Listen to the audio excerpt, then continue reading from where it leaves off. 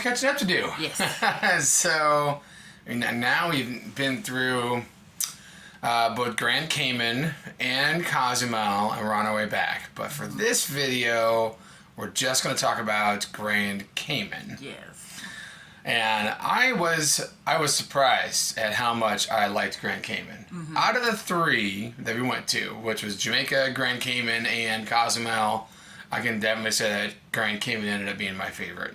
I'm going to say Cozumel. Cozumel is yours? Just went on. So yeah. Cozumel, yeah. That one was my favorite.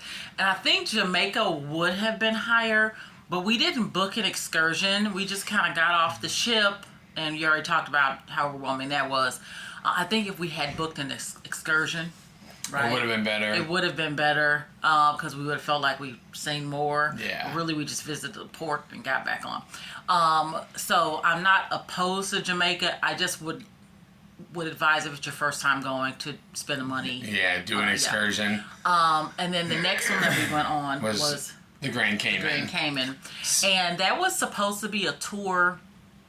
Let's talk about what it's supposed to be. It was supposed to be. Talk about what it was. It was supposed to be a rum tour, a rum factory tour was what it was labeled as. That was like the big name on the advertisement. And so, the first place that we stopped at when we got to Grand Cayman was Tortuga, and I was like, "Oh my God, that was fun! We're in Tortuga, and I'm a pirate. It's awesome."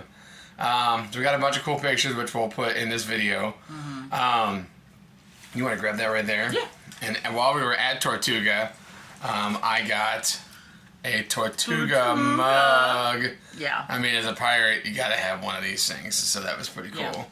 Yeah. And so, we got to try some rum cakes and pineapple rum, which was really good. It was really good. And when he means try, he means we got to sample two Yeah. little pieces of cake, which was really good. Yep. And just like a shot of the rum, right? Yep. Which I didn't really get because I'd taken Dramamine and those two don't mix. But he said it was really good. It was good. So the expectations though were, since it was called a tour, we would sample it here, then go someplace else, and then sample it there, and then go someplace else, and maybe end up at a factory where you do something. And it was none of that. It was you stopped at the gas station basically. And then a sample, and then that was it. And then from there, we went and toured. I learned a lot about Grand Cayman. That was good. If we had booked a tour to learn all about Grand Cayman, that's what it should have been titled. Book a tour to learn all about Grand Cayman. Grand Cayman. But outside of that, though, Grand Cayman is fascinating. Yes. One, there's pirate stuff everywhere. Like, there was a liquor shop called Blackbeard's. I was like, we need that where we're at. And there's a pirate celebration that takes place. Didn't they say it was? It wasn't in October. Wasn't it in October? It was in October. I thought it was October. I think it was October. Anyway, where the whole island is nothing but pirate craziness. Pirates jumping off the boat. The people are trying to defend the island from the pirates. So that sounds like it would be something that we would book just to come back and do that. But, and so it wasn't a bad tour at all. We learned quite a bit, and we learned, a lot of the islanders, just like you'll learn in the next one, a lot of the islanders didn't reap the benefits of what their island is reaping now. Yeah, and, they were not originally a tax-free country. An interesting story that we learned, we visited a place called the Wreck of the 10 Sails. And basically 10 Spanish ships were trying to come ashore, and in the reef just outside of Grand Cayman, they were all caught up and they got into wrecks and they were sinking. A bunch of at like 3 a.m, a bunch of Grand Cayman locals went out there with boats and rescued them, brought them to shore, and gave them a place to sleep, gave them food, and all this stuff. Well, what they didn't know, the Grand Caymans, is they didn't know there was a prince on board on one of those ships. And for their generosity, the prince declared their... Actually, it was a queen. Was it a queen? Okay. She declared the islands to be tax-free, and they're tax-free to this day. Right. But the ironic thing is, should have been her island in the first place. Right. It didn't belong to her in the first place. I know. So, I mean, you're like, oh yeah, she granted them tax free, but yeah, but who the hell is she? Well, she's the queen, and so that's what she did. And so, but it's beautiful island, lots of shelf rock, things like that. And even though part of our tour also was supposed to be blowholes, but because the ocean was so nice and So calm, calm. there was no blowholes. But we did get to see one. The first one we went to had a nice little blowhole where we actually got to. Yeah. But we just kind of stumbled upon it. But one of the cool things about Grand Cayman is the wildlife. So there were chickens, like everywhere.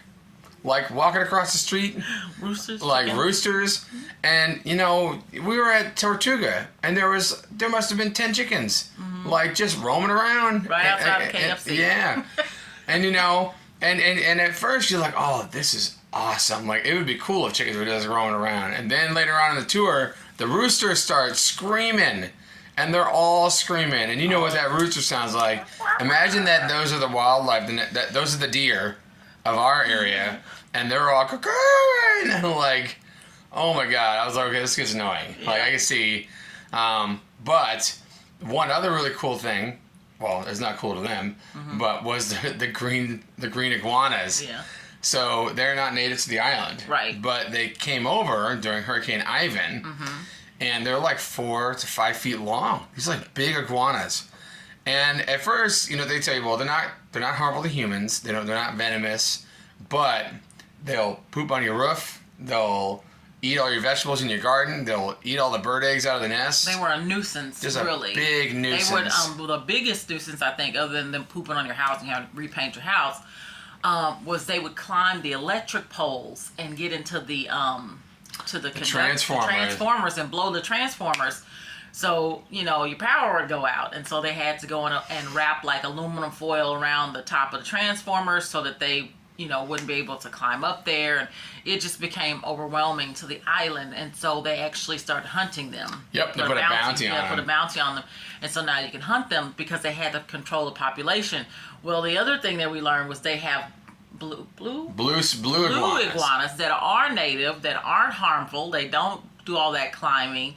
Their birth rate is really low, but it was so low that they harvested them all up because they were going extinct, and they put them in a sanctuary to get them repopulated so they can re-release them. Well, now they can't release them because of the green iguanas. The green iguanas. They're afraid that they will cross-populate and come up with this new iguana deal.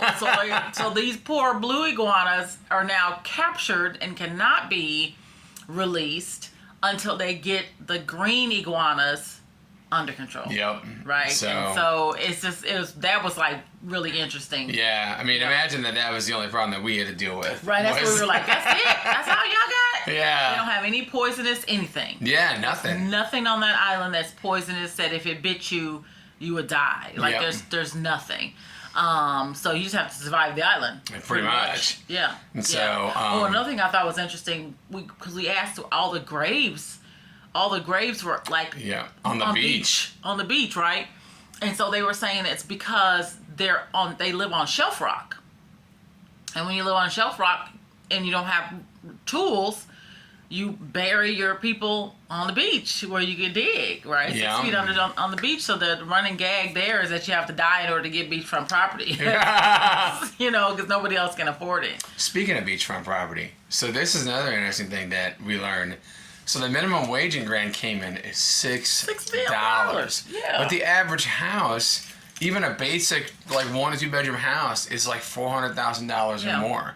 It's such a wide gap in the economy there. I didn't even afford to live there. You're native, and you can't afford to stay. That's that's happening in the States though. Mm-hmm. Places like San Francisco and things like that, where, it's really expensive to live, but the economy just doesn't support it. Yeah. So that's the gas was like $8 an hour, and they were making a joke. $8 a gallon, yeah. $8 a gallon. I mean, they're making a joke. You gotta work an hour and a half to get a gallon of gas. A gallon of gas. That's some real stuff. And so it's just it's such an interesting place. And then we got to go and shop a little bit there, and everybody there was really nice. There wasn't a bunch of people trying to ask us to go places. There was even a group that are locals there who were like waving at us, and I was like, "Are they waving at us or somebody else?" No, they're waving at us. They're just saying hi. And I was like, he was talking about that crime is really, really low. There, that they don't have bars on the windows, anything like that. Which is ironic because they're an island of pirates. That's true. That's true.